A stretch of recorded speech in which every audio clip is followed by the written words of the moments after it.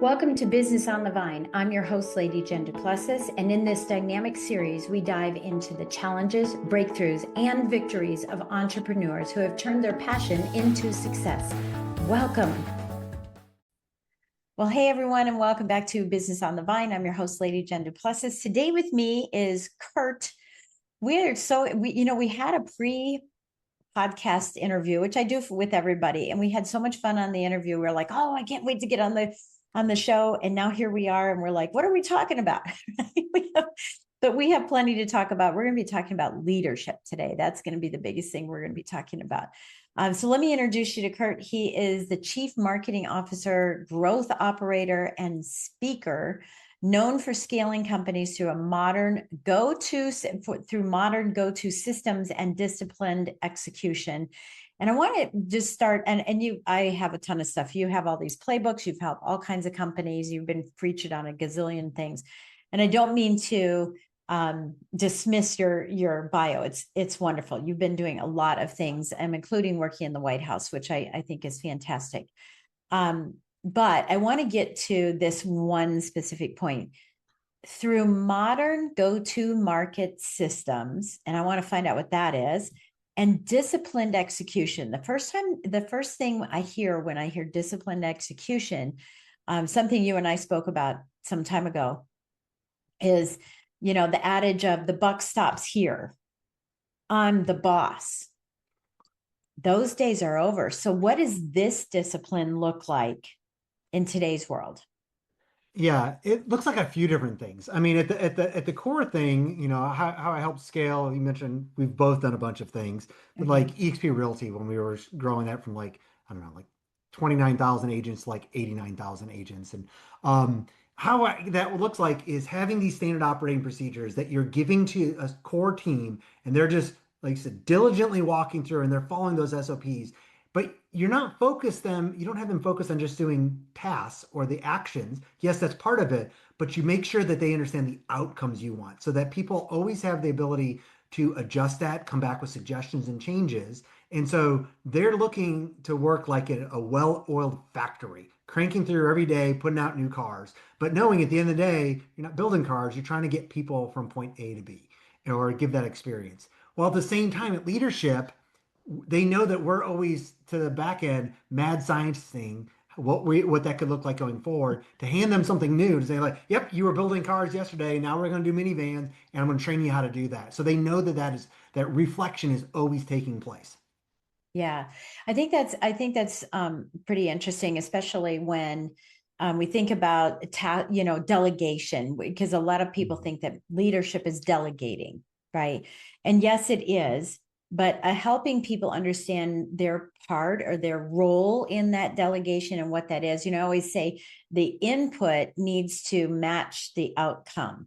So we look at the end in sight, right? What are we trying? What's the vision? Right. And then look at what kind of input do we need in order to get that outcome, and allowing for your team to have the latitude to say, hey, I've got an idea, I have a suggestion, I may have a better way for that. Is that what you're talking about specifically, in addition to the fermenting that constantly goes on because we're always changing and switching? Yes, that I think one of an example that stands out to me that we've all dealt with companies and at any size company, we always have things, real estate teams, big companies, small companies, we always have a support function. And so Yeah. we've all interacted with a company, no matter what type of company, whether it's software or something else, where you can tell that the person that's dealing with your support issue, whether or not they're being tracked to just close out Zendesk tickets and like they're being monitored on how much time do you spend in a Zendesk ticket, as opposed to the companies that says, hey, we want to have raving fans, and our goal is to make sure our current customers stay, that they tell other people about us, and thankfully that hopefully that we do solve their problem, but the core thing, we want them to stay and be happy and tell other people about it. Those are very two different approaches to somebody that leads a customer success or a support team. And so Yeah. the one walks in and says, I've hired you to do tickets. When problems come in, you answer it as quickly as you can and you go away. The other person says, I've hired you to see what comes in and help make these customers happy. Happy Yeah. may not mean solving the problem they came to you with, but it still makes sure that they're happy with your whole It's situation. how they felt, right? How Right. they felt. I was at a company when I was this, I don't know, I was going to say I was a CEO, but I'm not. I was a division manager, right? Division manager. And we had a CXO. It was a Mhm. customer experience officer, Right. right? A customer experience officer. And one of the things that he did is that he did midstream check-ins with clients Right. as business was going through the conveyor belt that you're talking about, right? As it was going through the conveyor belt, he was doing midstream check-ins so that we could do damage control and make adjustments to ensure that the outcome was going to be that 5-star rating, right? That Yep. compelling, I've got to tell all my friends because of how it feels. And so, this is what the new world is. I feel this is that everyone's got to step up and say, what else could we do to create a surprise situation for a client, a good surprise, right? An Right. unexpected something that would make them be so excited to tell their friends. Yeah, absolutely. And it's having that communication because like if we stay with support, like I was at a company called Navtech. And so when we think back to when car navigation systems existed, when they were like DVDs in our car and CDs. So like we actually, besides producing the data, our team actually ran the support issues for a large number of the car navigation systems around the world. Well, because of our business model, like we were trying to do that for Siemens VDO in the Lexus, as an example. They needed to keep a very tight margin. And so we did at a customer support level need to make sure that we minimized how much phone conversations there were because we had a profit margin for us and the vendor in that case. But Right. everybody knew that. And so it's not that we weren't trying to solve problems, but it was okay having the conversation said, hey, instead of just sending somebody straight to a car, straight to somebody on the phone, we are going to put some gates up front because our core thing was trying to keep a profit margin, but we all knew that that was one of the core outcomes that people had, while at the same time not having such a bad experience with your Lexus that you wanted to return it because of the car navigation system. And so, whatever the support thing is, it's the outcome, the business outcome, and almost everybody misses that, no matter what the service or industry is. Yeah. Yeah. It's always the doing forward. We don't know what the outcome is. I mean, it's the old adage of any road will take you there Yep. because you don't know where you're going, right? Let's talk about the modern go-to market systems. And I know I get the discipline, execution is that everyone's doing their job. Is the go-to market system? I've never heard the go-to market, right? Mhm. Go-to market system. How does that differ from what someone who's listening may have in their system? What kind of things could they change? Like, what if this person who's listening has an online luxury furniture store? What if they have a brick and mortar roofing company? How would they start adjusting so that they had a go-to market system that created client experience? Yeah, so the original term came from when you're launching a new product, a new service, a new company. And so how are you taking that from it doesn't exist in the market or nobody's heard about it, even when you're coming in with competition, to like they've been a loyal customer for years. But it applies as well as to your point, like, do you have a furniture company that you've been, running for 20 years? And so it's first of all thinking through that entire process in systems from nobody has ever heard of your business until they've been a loyal customer for 10 plus years or a repeat customer.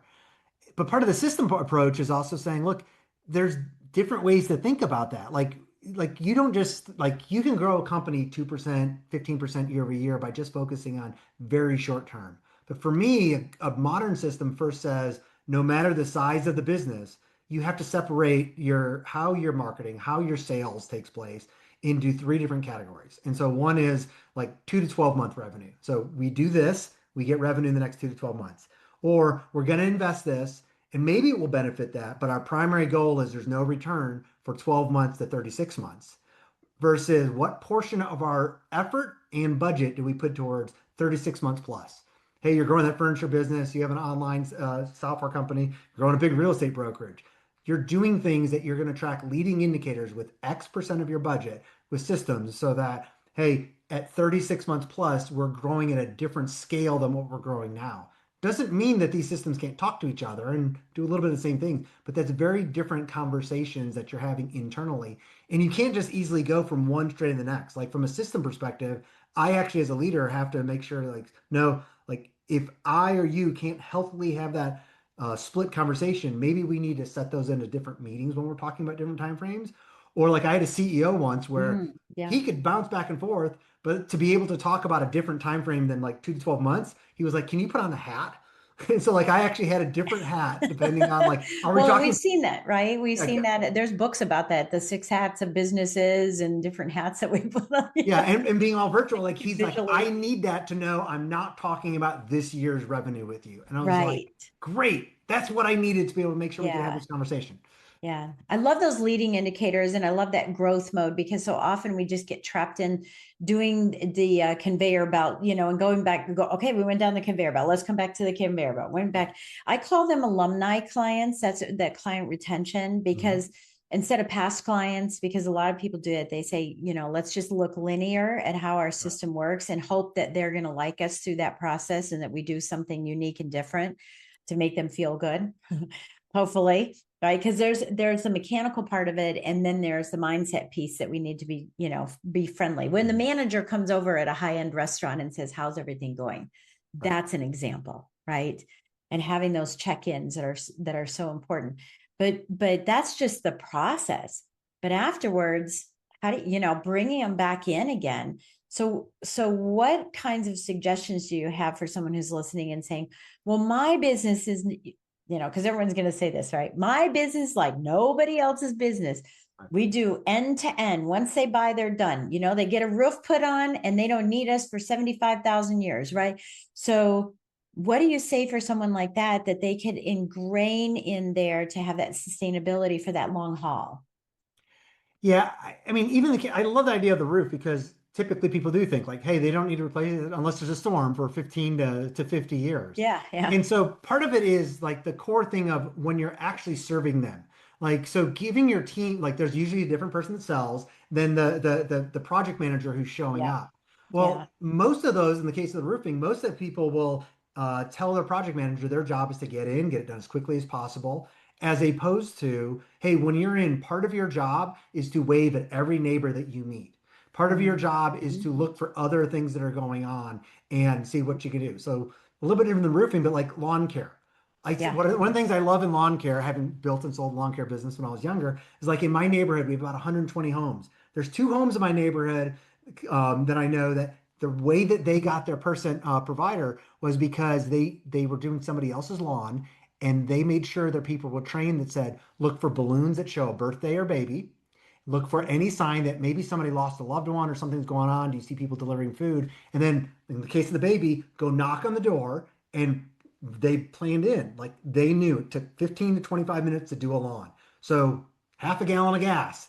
Walk over and tell them, we would like to do your lawn for some time in the next 30 days for free. And here's how to redeem it. We won't sell anything. We don't charge anything. And they made sure the people that showed up knew that one, they were also being tracked on that. If you don't come back, then clearly you're not paying attention because we've all driven around neighborhoods and seen balloons with babies. Well, that's Right. how they were getting new customers, Yeah. even though typically most people just go in, get out, and they're done. Yeah, I know. They don't look at the opportunities that are around them. Right. I just got off a coaching call like this, where it's like that one and done. Like I had a one-to-one with someone, okay, done. High five myself as I'm walking out, going, woo, that was a great meeting. Now we're going to work together. Are Right. we? Really? There's some truth in it, but not unless we do some more work. And yeah, so I love that because that's exactly what, the alumni piece of it is, because what do alumni do? They tell Right. everybody about the school. You got to go, you got to go, you got to go. And they donate, right? Yeah. They donate their own funds or they bring new people in, right? To Right. donate money into your business, right? Yeah, I think that's super powerful. What am I not asking about this that you'd like to share? It is that not just making sure that your team, every individual person in your team knows the outcomes you're wanting for your business, but also how what you're asking them to do from an action perspective leads to outcomes that will drive to the bigger company outcomes. You can't Mhm. just do it once. You have to do it so many times that your spouse is annoyed with hearing you tell people about it in phone conversations, whether you're Input virtual and or not. outcome, input and outcome. Yeah. Right. And Yeah. coming back to them, and especially as that your organization grows, can other people, other leaders on the team step into your team and vice versa and ask people and get the same answers about what those outcomes are? Because Oh, that's if that doesn't important. happen, then you actually haven't walked through and made sure people understand it. What they've learned is just to speak to you about what you're expecting to hear, which does not mean that they truly understand. Yeah, that's that difference between enabling people to just regurgitate and empowering them for them to take it on and really Right. internalize it. But that's so powerful. I hope you wrote that down as you're listening, because that's something that's super and powerful to understand. Is that we think, let it be said, let it be done. Right. Well, and the other piece to what you're not what you haven't asked about yet, but we did talk about it before when we had a conversation you mentioned is when you're hiring people, yes, you're wanting outcomes, Yeah, but part of that then is at least my approach, the moment that I've hired you and I'm expecting those outcomes, and even if I walk that through, my job at that point is to actually make sure that myself and our team are doing everything we can to help you reach those business outcomes. That may mean training, coaching, removing hindrances, looking for this is busy work that we need to offload somebody else, behavioral. create Mhm. processes for. Yeah, But most people don't take that approach. They're like, hey, I'm a nice person or I'm driving the team, as opposed to no, my job is here to serve you to make it easier for you to do what I want from an outcome perspective. yeah, yeah. I definitely believe in that, and yeah, we did talk about that, and I remember us talking about the habit that a lot of business owners have of just hiring people that they like, and we have to remember that it is a business relationship. We do want to have that outcome, and we can't just assume that someone who has a title, like Mm, let's just use a plumber as an example, mm, that they know everything about plumbing the way we want it done. right. Right. And so it's got to be, yeah, it's got to be shared. So I want to switch gears a little bit here, and talk about the massive success that you've had in your career. What are some tips? I wouldn't even say tips or tricks. What are some modalities that you succumb? Nah, let me just get my question right. What are some practices, some non-negotiables that you have learned and applied over the years that is a thread through every business of yours that has been successful? Can you share that with some people here? If you do this, this could help you with your success. I didn't say guarantee. Mhm. Right? Yeah, great question. The one real throughput for me for everything is I've been blessed with being around with some incredibly smart people. When I say smart people, people that if you go into either their titan industry or some cases the large industry they're in, they are like everybody would say she is the expert in this above everybody else. And when you talk to those people, some cases they'll say this from the stage, but you go ask them, how much do you know about X, Y, and Z? Or it's so great, I can't wait till I know this, and they will say something along the lines of, no, like you're thinking like, what if we know wait till I know the next 10% of it? No, I only know 2 to 3% of what's to be known about this subject. As they become more and more subject matter experts, they actually realize how much they do not know. And that Mhm. causes them to be humble and be curious then about different opinions, questions that seem completely wrong or just like from left field. And they'll ask people, like, what led you to that conclusion? Why do you believe that? And not in a way to be accusatory, but because they're trying to understand what else are they not seeing because they think that they know so much and everybody else thinks they know so much. So they're not bringing up the things that are actually going to be transformational as well. And so for me, that's one of the big things for me is like, I actually know at any moment, and like the private equity companies, the VCs that I work for, the boards hate hearing this, but I'm like, I know that right now there's at least three major things in my business that my team is responsible for that I'm fundamentally wrong about. My CEO believes we're right about. Maybe they were even his or her idea, but like, no, we're wrong. And if by taking that approach and making sure everybody's aware of that, we're going to figure it out in 2 to 6 months as opposed to 24 months. And Right. so, but Right. so that's the real throughput for me is as I get into these super high performers that haven't just been once. Like I actually do not like talking with the people that it's like, you made that $1 billion company once. Like, I'd rather the person who's made a $50 million, $100 million company 4 times because they have figured out these processes. And I'm like, oh, what does she approach it with that I haven't figured out yet? And it's Right. always that. Yeah. So Bruce Lee said that, right? He said something very similar. He said, I'm not afraid of the man who's, knows 10,000 kicks. I'm afraid of the man who has worked on that one kick 10,000 times. Right. And yeah, I think that's very powerful. Hopefully you heard me ask the question. So proud of myself, and you all can be laughing at me. It's fine. But that I said, what have I not asked? Right. Right? Because there are pieces of business that we just don't know. We can't see our own ears, right? We need to be humble in that way and saying, hey, am I missing anything? And rely on our team, because they're the ones who are seeing and sometimes complaining behind the scenes, like, why are we doing this? Don't they see that? No, bring it to me. Yeah. I don't want friends. I want people that are going to work for that outcome, just like you're talking about too. What has been your favorite place to work at? You've been with a lot of private companies, you've been with a lot of overseas companies, you've been at the White House. What's been your favorite role? My favorite role was probably a company called Showcase IDX, which was in the real estate marketing technology space, both when we sold to EXP World Holdings and then in addition to becoming an executive there, we continued to operate that as a subsidiary. That team, both the team that became executives at EXP World Holdings and whatnot, we're still like all like business friends today. Oh And yeah, we're bouncing stuff colleagues. off. Yeah, and we learned so much about going through and about like how I show up to the point like I became an executive coach for my CEO at the time at that company, both when he also when he was an executive at EXP, and it was like, well, again, different roles. Like, hey, I'm both your CMO as well as your coach, but like the fact that he was willing to ask for humbly, hey, you see how I show up in different ways, and you see that I could operate at a different level than what I have been. I want some of that by the same time, like I have been a CEO. I know that I don't enjoy that role. Will I ever be one again? Maybe, but I'd rather be a queen maker or a king maker. And so, like, that was probably my favorite team, partially because we were also humble about both how we showed up and expressing to the others, hey, this is how you show up to me. And then we hurt each other for that. So, like, now when people have difficulties in the companies that we've all gone out to now and are helping lead, we still get together just to talk about that, almost like a little mastermind. Yeah, yeah. And I do think that's important. You've used the word humble several times. This humble servant, this humble leader, it's the new era, right? Of saying, look, I don't know all the answers, and I'm looking to my team to, bring up things that I'm not seeing, and bring up issues, and not just, hide them under the desk or anything. And I think that this is what's going to make businesses even more and more powerful. And for those of you that are listening, it's that too, is that it's not Attila the Hun. It's not, look at me, I know everything. It's, hey, we're collectively working on an outcome together. And I just happen to be the leader who's doing this. So be the leader.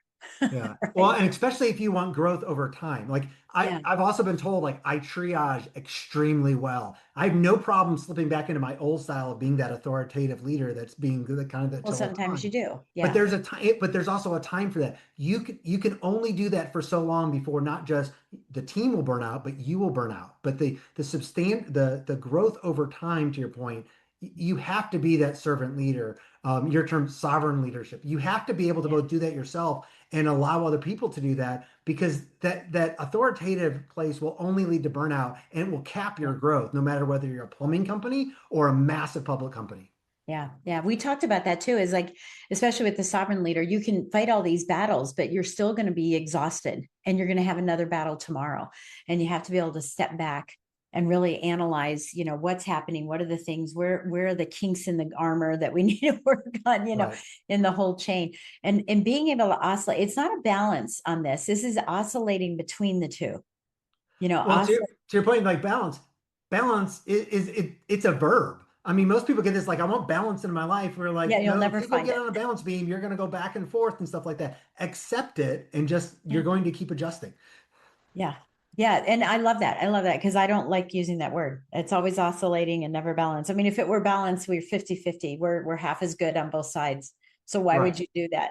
Right. Yeah, That's but it's all. like anybody that's ever been in a canoe, you've ever been on a balance board. You don't just get there and be like, I'm great. You're like, nope, it goes this way, or that canoe. Some Right. cases the wave comes and it forces you to shift. And so Yeah. like you will only be in kind of like that Zen state Well, for about 30 seconds. yeah. And that makes you rigid, right? As a Right. leader, it makes you very rigid also because you're trying to fight it. You're trying to fight it instead of ebb and flow with it, which I feel that today is the type of leader that we're looking for, is someone who can ebb and flow with everybody. Yeah, I love it. What would you like to leave the business owner who's listening in? And think of this, maybe it's a business owner who is just starting and saying, okay, I want to learn what I shouldn't do, what I should do. Or maybe it's someone who is, successful on paper, but miserable underneath and just hasn't figured out how they got there. And they want to go to that next level, but they're not sure what the next step is. What kind of message do you want to leave for whomever you want to leave it for?